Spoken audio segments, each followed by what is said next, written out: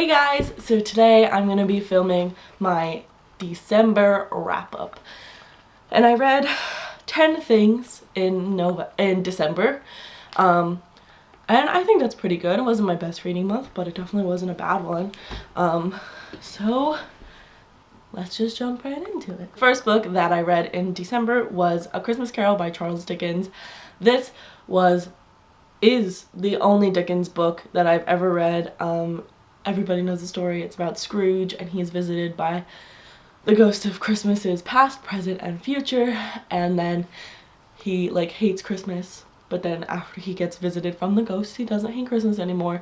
It's really short. It's like 120 pages. And this is the Puffin Chalk edition. I got this off of Book Outlet, actually. I only paid a few dollars for it. I don't know if it's still there or not, but I got it and I read it, and I haven't read this book since literally middle school. I think I read it in a play version then, so it was really good to read the original work, and I loved it. I gave it 4.5 out of 5 stars. The next book I read is Christmas at the Comfort Food Cafe. This was it was like one of those books that you just see randomly that's published in a Kindle edition. So I read it on my Kindle. And it's actually a sequel to a book that's called Summer at the Comfort Food Cafe, which I don't know what that storyline is about. But Christmas at the Comfort Food Cafe is about this woman, and her sister lives in the small town where the Comfort Food Cafe is. And I'm assuming that the previous book was about her sister's journey at the Comfort Food Cafe and how everything happened. But her sister falls in love after her husband had died, and she has 2 kids. And the Comfort Food Cafe is this great place. I think this is definitely a British novel.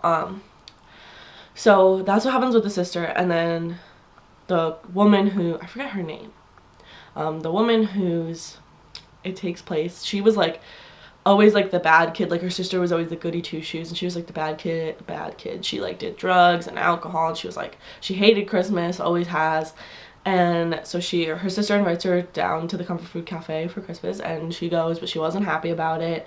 And then she ends up obviously it was a Lifetime movie, honestly. Her whole world changes and she falls in love with this really hot guy, and he has to go back to Ireland, but then he comes back for her, and it's just this whole thing. It was really cute. I really liked it, but it was basically a Lifetime movie. I recommend it, and I want to read the other one that's Summer at the Comfort Food Cafe, because that sounds interesting. But I gave this one 3 stars because it was cute, but I don't know if I would reread it. It was a cheesy Lifetime movie. The next book that I read was Too Late by Colleen Hoover, and this is also, I read this on my Kindle. This book was weird. This is under C. Hoover because it's a little bit darker than normal, and this book was actually insane. I literally stayed up all night reading it because I just needed to know what happens. It was about this girl named Sloane, and she lives with her boyfriend who's a drug dealer. He's really not good, but she's just with him because he's paying for her brother's care. Her brother has autism. He's staying in a home to be taken care of because her mom is a meth addict, and so she's staying with her boyfriend because he's paying for her brother's care, but she really hates her boyfriend. He's actually really scummy. And so there's also the perspective of this character named Luke, and he's an undercover cop trying to bust her boyfriend, and he also has a friend, which I forget, I think his name was Ryan, who's also an undercover cop, and they're trying to bust the boyfriend, and then he finds out that they're undercover cops, and madness ensues, and it's just really, really fucked up. Wow. This book screwed with my brain so much. I was what am I reading? The whole time I was oh my god, what is happening? There were so many plot twists. It was really crazy. I don't know if I'd recommend this book, but it was insane. And I mean, I enjoyed it. I gave it 4.5 out of 5 stars, but honestly, thinking back, I probably would give it 3 stars because it was a wild ride. I mean, like, it was good, but I mean, it was definitely problematic for sure. The next book that I read is A Monster Calls by Patrick Ness. This is about a little boy whose mom is diagnosed with cancer. His dad left them to be with like another woman, and he has a family somewhere else. His grandma is kind of like the worst. She's just like trying to parent him even though she's like not good at it. She like doesn't have patience to deal with him, and he's a very good little boy. He like does the dishes and the laundry. He like takes care of his mom, and he's getting bullied at school. And then one night the yew tree in his backyard comes to life, and it was a monster, and he doesn't believe that it was real, and the monster tells him 3 stories, and then at the end of the 3 stories the little boy has to tell the monster his story. And this is a book all about grief and how to deal with it, and just kind of like facing the truth of like your feelings, really. It was really good. It didn't really have like as much of an emotional impact as like everyone says it does, at least not on me. Like, it was good, I liked it, but it's not like my favorite book of like whatever. Like, it was good. There's really cool illustrations in this.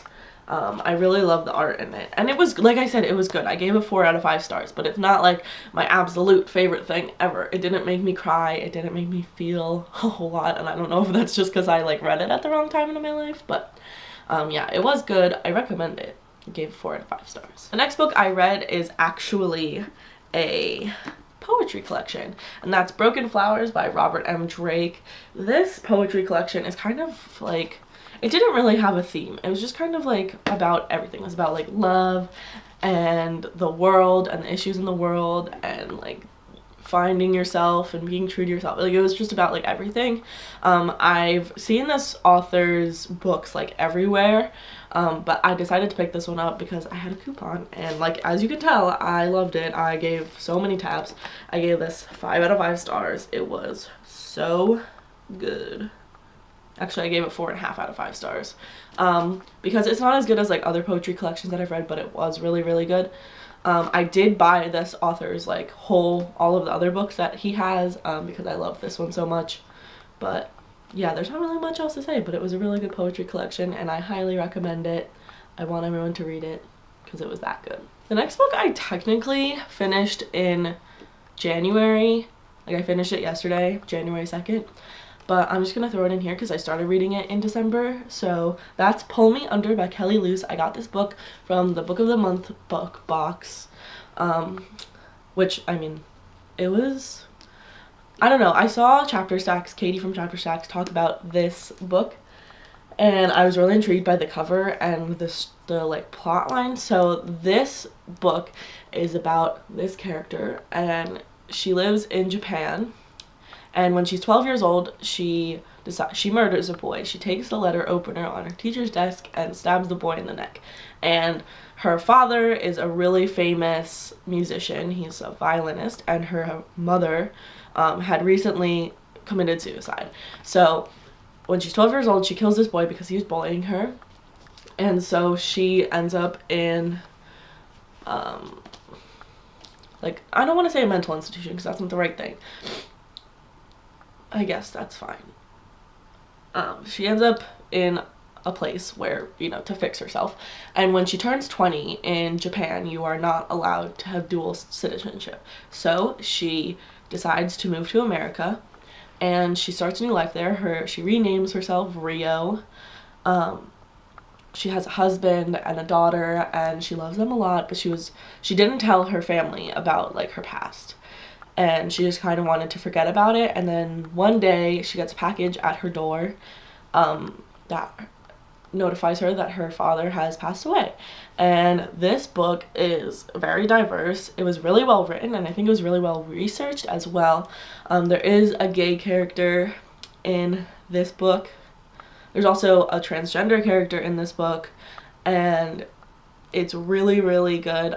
She ends up going to Japan after she finds out that her father died for the funeral. She goes to Japan, and she ends up reconnecting with her English teacher, who was her teacher when she killed that boy. So she reconnects with her and meets a few other people along the way. and gets into some trouble, but it was a really, really interesting book. I gave it 5 out of 5 stars, I think. I don't know. I think I gave it like a 4.5 out of 5 stars, honestly. But it was really good. I really recommend it. The writing was beautiful. Like, it was subtly like beautiful. Like, it wasn't like too in your face with like big words or anything, but just the way she described things. Like, I remember she was talking about somebody crying and that the tissues were piling up like snow in the person's lap, and I was like, wow, that's a really beautiful way to describe that. So I really loved the writing, I really loved the storyline, and I highly recommend this book. It's not very long, and I think it came out early this year or maybe the end of last month. The next book that I read was The Vegetarian by Hong Kong. I just talked about this book. I've talked about it a few times. I think I talked about it in my haul and my favorite books of the year, and now here. So I gave this book 5 out of 5 stars. It's one of my favorite books of the year, and this is about a woman who has a dream that she became a vegetarian, and so she decides to become a vegetarian. She lives in Korea, and this is like a really big deal to literally everyone around her. So it takes place, there's 3 different novellas. The first one is narrated by her husband, the second one by her brother-in-law, and the third one by her sister. My favorite section was the one with her brother-in-law. It was really interesting. This isn't about vegetarianism at all. It's actually about women's roles in society in Korea and how your decisions can affect other people in ways that you probably didn't think about. Because it seems like a really big deal in this book, and it really affects everyone, and her especially. I wasn't a huge fan of the ending. I hate open endings, but like some people liked it. This book is like either a hit or miss with people. You either love it or you hate it. I loved it, and I really recommend it. Again, it was a really short read, and I read it in a few days. And then the last 3 things I read are really heavy, and those are the library editions of the Avatar: The Last Airbender comics. So the first one is The Promise, and then the second one is The Search, which is my favorite of the 3 that I've read so far. And then the third one is The Rift, and these are really heavy, but they're really cool because they have, I'm not going to show you because that would be impossible, but the authors of, like, the guys who wrote this and created this, like, wrote in the margins of like certain things. They just wrote little notes, so that was really interesting to read.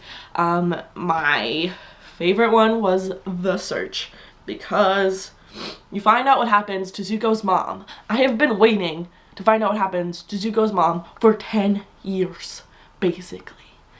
And I'm so happy I finally know. So in case you didn't know, these comics take place after the show ends, like directly after. I think maybe a few days after, or even like, I think it might even be the same day that the show ends. It's like continuation on.